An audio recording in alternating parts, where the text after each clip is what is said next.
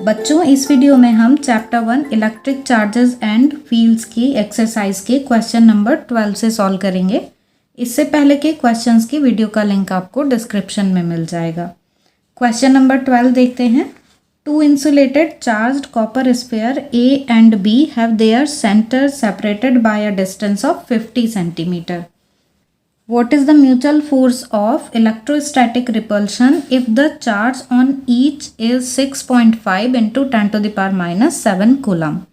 बच्चों, यहाँ क्वेश्चन में हमें गिवन है कि two insulated charged copper spheres हैं A एंड B और हमको उनके बीच के डिस्टेंस भी दी हुई है और उनके चार्जेस भी दिए हुए हैं। तो क्या गिवन है हमको वो पहले हम नोट कर लेते हैं। Q1 is equal to Q2, इसको हम Q लिख देते हैं और ये चार्ज हमें गिवन है 6.5 into 10 to the power minus 7 coulomb. दोनों स्फीयर्स पर इतना चार्ज है। इन दोनों के बीच के डिस्टेंस जो हमें गिवन है वो है 50 सेंटीमीटर। इसको हम लिख लेंगे 50 into 10 to the power minus 2 metre. Suppose ये है, यहाँ पर हमारे पास ये Q1 है जिसको A बोला गया है और ऐसे ही इधर ये दूसरा एक और स्फीयर है, इस पर चार्ज है Q2 और इसको B बोला गया है और यहाँ ये इनके बीच की डिस्टेंस ये हमको दी हुई है 50 सेंटीमीटर। यहाँ चार्जेस की वैल्यू ये हमने नोट कर ही ली है। अब हमको यहाँ पर इलेक्ट्रोस्टैटिक रिपल्शन फाइंड करना है। दोनों सेम चार्जेस हैं इसलिए इनके बीच में फोर्स ऑफ रिपल्शन होगा, वही फाइंड करना है हमको। तो क्या फॉर्मूला है हमारे पास इलेक्ट्रोस्टैटिक फोर्स का? F is equal to K Q1 Q2 upon R square. इसमें हम सारी वैल्यूज़ रख देंगे। K कूलम्स कांस्टेंट है, इसकी value 9 into 10 to the power 9। Q1 Q2 दोनों ही सेम है तो Q स्क्वायर हो जाएगा 6.5 into 10 to the power minus 7, यहाँ इसका स्क्वायर और अपॉन में R स्क्वायर। R की value 50 into 10 to the power minus 2, इसका स्क्वायर। अब इसको सिंप्लीफाई कर लेते हैं। इसको लिखेंगे हम 9 इंटू, यहाँ पर ये 6.5 इंटू 6.5 अपॉन 50 इंटू 50 और यहाँ हम पावर्स देखते हैं कितनी हो गई, 10 टू द पावर 9 तो ये है, यहाँ पर ये माइनस 14 और यहाँ पर देखेंगे हम तो ये -4 ऊपर आके ये हो जाएगा +4। ये इतनी पावर्स हो गई हैं। अब और इसको हम ऐसे सॉल्व कर लेते हैं कि हम 5 से डिवाइड कर लेते हैं इनको।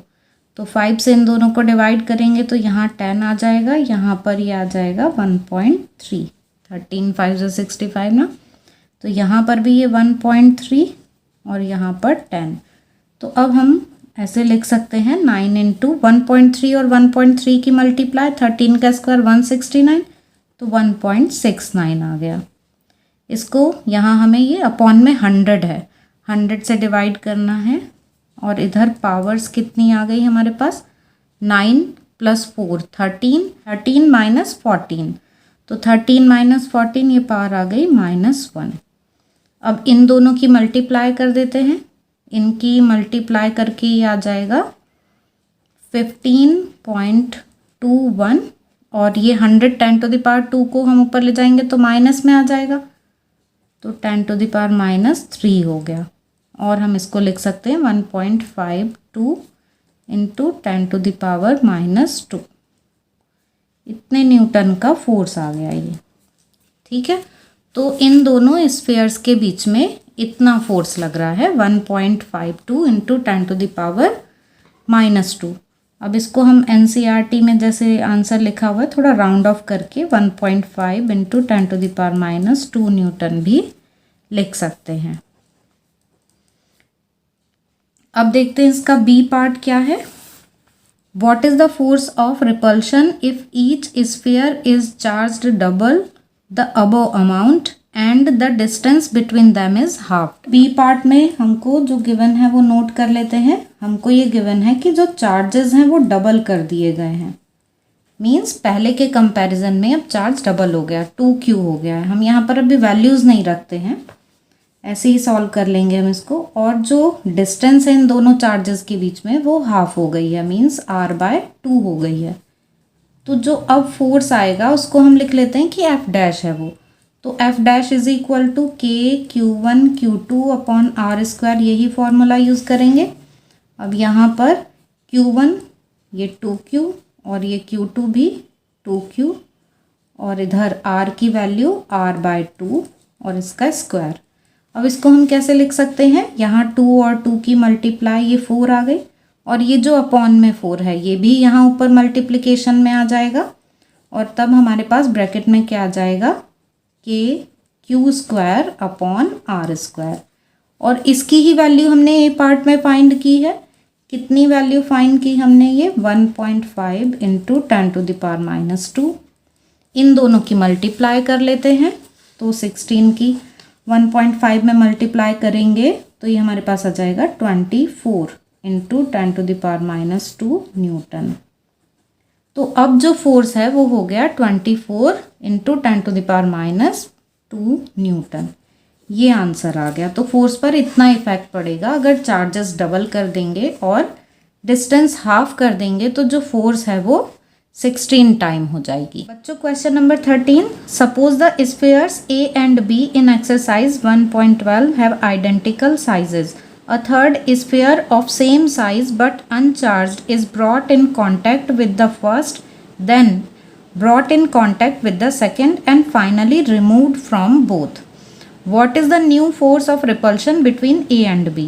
बच्चों यहाँ 13 क्वेश्चन में हमें क्वेश्चन नंबर 12 का ही रेफरेंस दिया गया है कि जो हमने इससे पहले के क्वेश्चन में स्फीयर्स A एंड B लिए थे उन पर जो चार्जेस थे वही चार्जेस हैं अभी भी, लेकिन अब क्या हुआ है कि एक थर्ड स्फीयर और लिया गया है जो अनचार्ज्ड है और आइडेंटिकल है, मींस ए बी और वो अनचार्ज्ड स्फीयर जो है वो तीनों ही आइडेंटिकल हैं। अब इस अनचार्ज्ड स्फीयर को पहले ए के पास लाया गया और उसके बाद फिर उसको बी के पास लाया गया और फिर दोनों से ही दूर हटा लिया गया। तो इससे क्या होगा, ए और बी के चार्जेस जो हैं वो पहले जैसे नहीं रहेंगे, चेंज हो जाएंगे। वो अभी हम देखेंगे कि क्या चेंज आएगा चार्जेस में। तो अब जो नए चार्जेस आ गए हैं इन स्फीयर्स पर, उनके अकॉर्डिंग हमको new force of repulsion find करना है बिटवीन ए एंड बी। ठीक है, तो हम इसको देख लेते हैं। तो बच्चों इसको क्वेश्चन को हम ऐसे समझ लेते हैं कि हमको क्वेश्चन नंबर 12 के अकॉर्डिंग Q1 Q2 जिसको हम Q बोल सकते हैं उसकी वैल्यू ये गिवन है कि ये स्फीयर A के लिए है, ये स्फीयर B, दोनों पर ही सेम चार्ज है 6.5 इंटू 10⁻⁷ कूलम। तो हम ऐसे देख लेते हैं कि ये है स्फीयर A और यहाँ पर है ये स्फीयर B। ठीक है, दोनों पर ही Q चार्ज है, इस पर भी Q चार्ज, इस पर भी Q चार्ज। अब क्या किया गया, एक थर्ड अनचार्ज स्फीयर को A के पास लाया गया। यहाँ इस पर कोई चार्ज नहीं है, इसको इसके कांटेक्ट में लाएंगे तो क्या होगा, चार्ज इक्वली डिवाइड हो जाएंगे इन दोनों पर क्योंकि ये आइडेंटिकल हैं स्फीयर्स। तो अब जब इनको सेपरेट किया जाएगा तो यहाँ A पर जिस पे पहले Q चार्ज था कितना हो जाएगा, Q/2, और इस पर भी कितना चार्ज आ जाएगा, इस स्फीयर पर भी Q/2 चार्ज आ गया। अब इस Q/2 चार्ज वाले स्फीयर को अब यहाँ B के कांटेक्ट में लाया गया। तो अब जब इसको B के कांटेक्ट में लाए तो क्या होगा, अब ये दोनों आइडेंटिकल हैं इसलिए क्या होगा, इनके भी चार्ज अब इक्वली डिवाइड हो जाएंगे। तो इस पर चार्ज है Q और इस पर चार्ज है Q/2। तो ओवरऑल अब जो चार्ज आएगा वो क्या आएगा, Q प्लस Q/2 अपॉन 2, ऐसे डिवाइड होंगे ना। तो Q/2 प्लस Q अपॉन 2, इस तरीके से हम यहाँ पर ये देख सकते हैं कि फिर दोनों को ऐड करके हम 2 से डिवाइड कर देंगे तो सेपरेट करने पर इक्वल अब इतना चार्ज आ जाएगा इन पर। तो इस पर जो चार्ज है वो तो आ गया Q/2 और इस पर जो चार्ज है उसको अभी हम देख लेते हैं कि क्या वैल्यू आती है, क्योंकि हमें ये तो पता है कि इस पर कितनी वैल्यू आई, Q/2 प्लस Q और फिर टोटल का अपॉन 2। तो इसकी वैल्यू देख लेते हैं हम। यहाँ हमने ये जो अभी एक्सप्लेन किया वो सब लिख लिया है कि थर्ड अनचार्ज स्फीयर को जब हम स्फीयर A के कांटेक्ट में लाते हैं और फिर उसको वहाँ से हटा देते हैं तो दोनों पर इतना चार्ज आ जाता है Q/2। और अब इस स्फीयर को जिस पर Q/2 चार्ज आ चुका है जब स्फीयर B के कांटेक्ट में ले जाते हैं तो फिर दोनों पर चार्ज इस तरीके से फिर से डिवाइड हो जाता है। और इसकी वैल्यू फाइंड कर लेते हैं हम। ये यहाँ पर देख सकते हैं हम कि q/2 प्लस q और यहाँ अपॉन में 2, तो ये आ गया हमारे पास 3/4q। तो अब जो स्फीयर्स हैं उन पर इतना इतना चार्ज आ गया है, स्फीयर बी पर अब इतना चार्ज आ गया, क्योंकि जो हम कांटेक्ट में ला रहे थे स्फीयर उसको तो हमने दूर हटा दिया। तो अब ये चार्ज बचा स्फीयर बी पर, और स्फीयर ए पर कितना चार्ज है, q/2। ठीक है, तो हम यहाँ पर लिख लेते हैं कि स्फीयर ए पर अब इतना चार्ज है, स्फीयर बी पर अब इतना चार्ज है। तो अब जो फोर्स निकलेगा वो देख लेते हैं। नाउ द न्यू फोर्स, अब नया फोर्स ऑफ रिपल्शन जो है वो क्या होगा, F is equal to formula तो हम यही लगा देंगे K Q1 Q2 upon R square. R में कोई चेंज नहीं किया गया है, तो K, और यहाँ पर हमने Q1 की वैल्यू रख दी, कितनी है, q/2, तो ये q/2 वैल्यू, Q2 की वैल्यू कितनी है, 3/4q, और यहाँ अपॉन में R स्क्वायर को हम R स्क्वायर ही लिख देते हैं।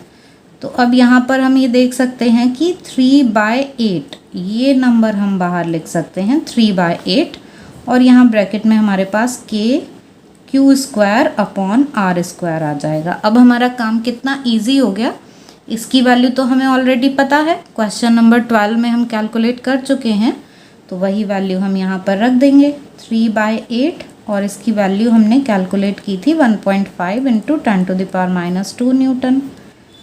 अब जस्ट हम इसको डिवाइड कर लेते हैं, यहाँ पर 4.5 अपॉन 8 इंटू 10⁻⁻2, और जब हम इसको डिवाइड करते हैं तो ये आ जाता है 0.5, ये आ गया 0.56, ये लिख लिया, इंटू 10⁻⁻2।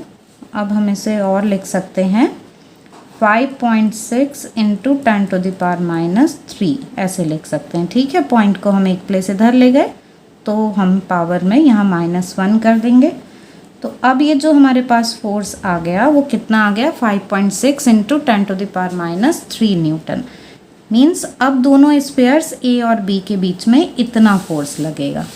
ठीक है, तो ये क्वेश्चन नंबर 13 जो है ये क्वेश्चन नंबर 12 के ही रेफरेंस से है, तो हम क्वेश्चन नंबर 12 की ही वैल्यूज़ को यूज़ करके इसको सॉल्व कर लेंगे। अब आप देख सकते हैं हमें कोई यहाँ पर ज़्यादा कैलकुलेशन नहीं करनी पड़ी। तो अब हम देखते हैं question number 14। Question number 14, figure 1.33 shows tracks of 3 charged particles in a uniform electrostatic field. Give the sign of the 3 charges.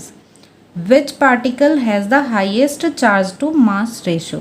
बच्चों यहाँ पर हम ये फिगर देख सकते हैं, फिगर में हमें यहाँ पर ये गिवन है कि ये एक पॉजिटिवली चार्ज प्लेट है, ये नेगेटिवली चार्ज प्लेट है, इससे यहाँ पर यूनिफॉर्म इलेक्ट्रिक फील्ड सेट की हुई है इस डायरेक्शन में। ये 3 पार्टिकल्स हैं, इनका पाथ हमें ये गिवन है 1 2 3, तीनों चार्ज पार्टिकल के हमको यहाँ पर ये ट्रैक्स गिवन है, और हमको अब यहाँ पर पहले तो बताना है कि ये 1 2 3 जो हैं इनके साइंस क्या हैं, मतलब ये चार्ज पॉजिटिव हैं या नेगेटिव है, कौन से पॉजिटिव है कौन से नेगेटिव, ये बताना है। और उसके बाद हमको बताना है which particle has highest charge to mass ratio, मतलब Q/m किस पार्टिकल के लिए सबसे ज़्यादा है, जो रेशो है Q का m के साथ वो कौन से पार्टिकल के लिए इनमें से सबसे ज़्यादा है। तो देखते हैं इसका सॉल्यूशन।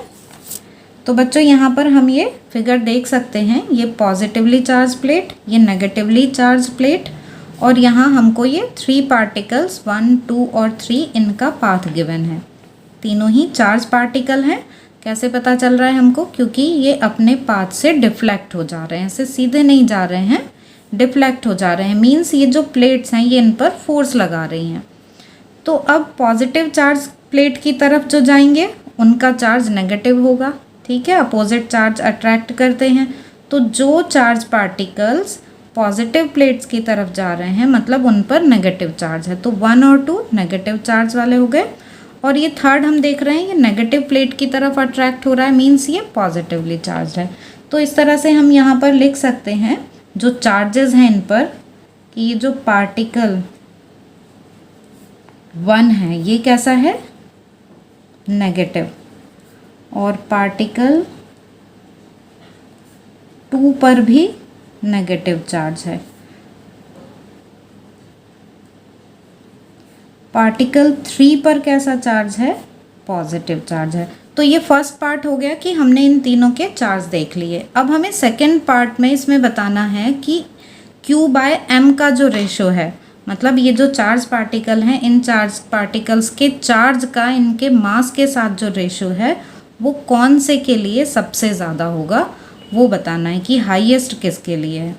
तो बच्चों यहाँ फिगर को हम थोड़ा और समझ लेते हैं कि हमको यहाँ पर ये यूनिफॉर्म इलेक्ट्रिक फील्ड गिवन है। एक तरीके से हम ये मान सकते हैं कि कैपेसिटर की प्लेट्स हैं, इनके बीच में ये फील्ड की डायरेक्शन है। तो इलेक्ट्रिक फील्ड की डायरेक्शन ये है, इस डायरेक्शन में है इलेक्ट्रिक फील्ड, ये डाउनवर्ड डायरेक्शन में।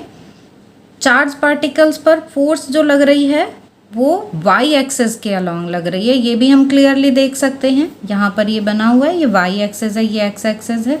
मीन्स जो फोर्स है वो वाई एक्सिस पर लगेगी। जैसे ये नेगेटिवली चार्ज पार्टिकल हैं तो इस तरफ फोर्स लग रही है इनमें, ठीक है।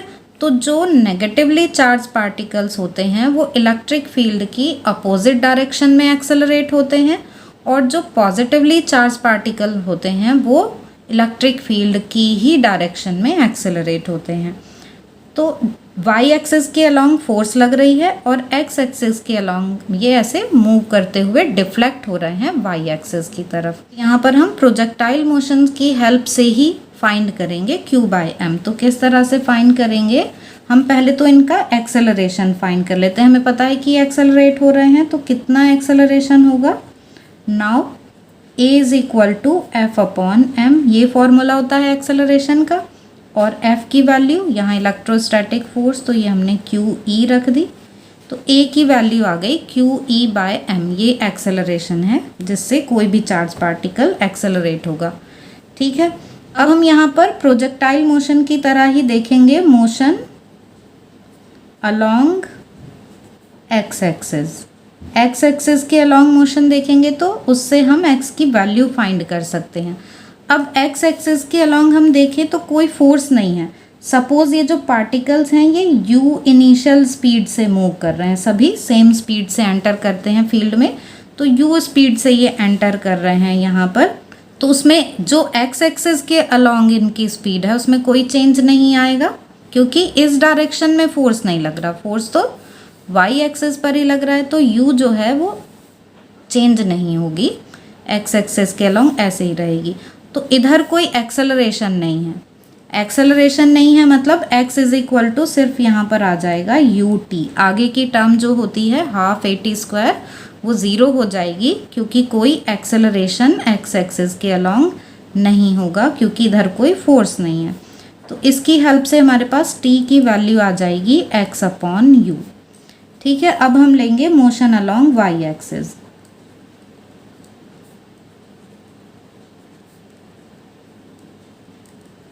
अब y एक्सिस के along y is equal to y की वैल्यू आएगी। तो अब y एक्सिस के अलोंग कोई इनिशियल स्पीड नहीं है इसकी, इनिशियल तो सिर्फ x एक्सिस के अलोंग है। y एक्सिस में तो ये तब जा रहे हैं ना जब फील्ड के अंदर एंटर करते हैं और इन पर कोई एक फोर्स लगती है। तो इसलिए यहाँ पर जो हम ut प्लस हाफ at² लेंगे तो उसमें ut वाली टर्म जो है वो ज़ीरो हो जाएगी, सिर्फ क्या आएगा हमारे पास हाफ at², ठीक है। अब हमारे पास a की भी वैल्यू है और t की भी वैल्यू है, ये a की वैल्यू और यहाँ ये t की वैल्यू, वो दोनों ही हम इसमें रख देंगे। तो y is equal to half QE/m और t की वैल्यू x/u का स्क्वायर। तो ये हमारे पास इक्वेशन आ जाती है जो एक पैराबोलिक इक्वेशन है। इससे हमें ये पता चलता है कि पाथ पैराबोलिक होता है। पर यहाँ हमें क्या फाइंड करना है, Q/m, ये किसके लिए ज़्यादा होगा। तो अब हम इस रिलेशन से ये देख सकते हैं कि इलेक्ट्रिक फील्ड, इनिशियल वेलोसिटी और x, ये तीनों ही क्वांटिटी जो हैं ये कांस्टेंट हैं। इलेक्ट्रिक फील्ड ये सेट की हुई है, इसमें कोई चेंज नहीं आ रहा है, और x ये डिस्टेंस है, इसमें भी कोई चेंज नहीं है। तीनों ही charge particle x distance cover कर रहे हैं। इनिशियल वेलोसिटी ये भी इनकी कांस्टेंट है, क्योंकि एक्स एक्सिस के अलोंग इनकी वेलोसिटी में कोई चेंज नहीं आ रहा है। तो अब हम यहाँ पर क्या लिख सकते हैं, y directly proportional to Q/m, ऐसे लिख सकते हैं ना, क्योंकि ये सब जो हैं ये तो कांस्टेंट आ गए। तो अब ये y जो है वो Q/m पे डिपेंड कर रहा है, क्योंकि चार्ज पार्टिकल्स जो हैं वो डिफरेंट डिफरेंट नेचर के हैं, उनके चार्जेस अलग हैं और उनके मासेस भी अलग हो सकते हैं। तो इसलिए अब ये y जो है ये q/m के डायरेक्टली प्रोपोर्शनल हो गया। मींस चार्ज और मास का रेशो वो किस पर डिपेंड कर रहा है? डिफ्लेक्शन पर। दैट इज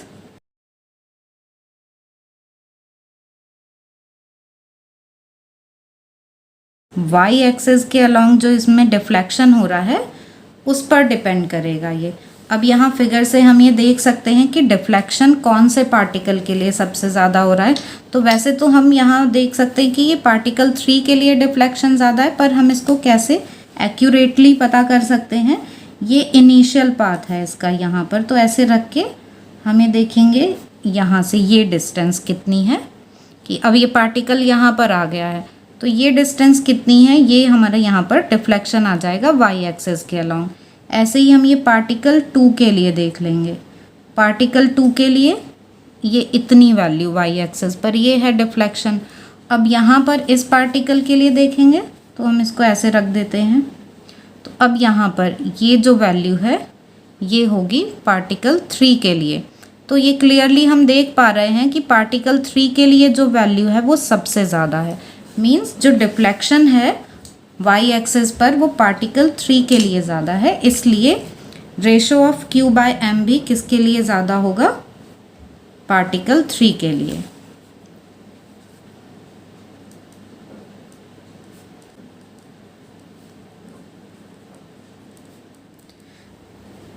तो यहाँ पर ये लिख दिया है कि फिगर से ये क्लियर है कि पार्टिकल 3 के लिए डिफ्लेक्शन सबसे ज़्यादा है y एक्सिस पर, इसलिए जो रेशो है q और m का वो भी पार्टिकल 3 के लिए ही हाईएस्ट होगा। तो आई होप बच्चों कि आपको ये तीनों ही क्वेश्चंस क्लियर हो गए होंगे। फिर भी आपके कोई डाउट्स हों तो आप कमेंट सेक्शन में पूछ सकते हैं।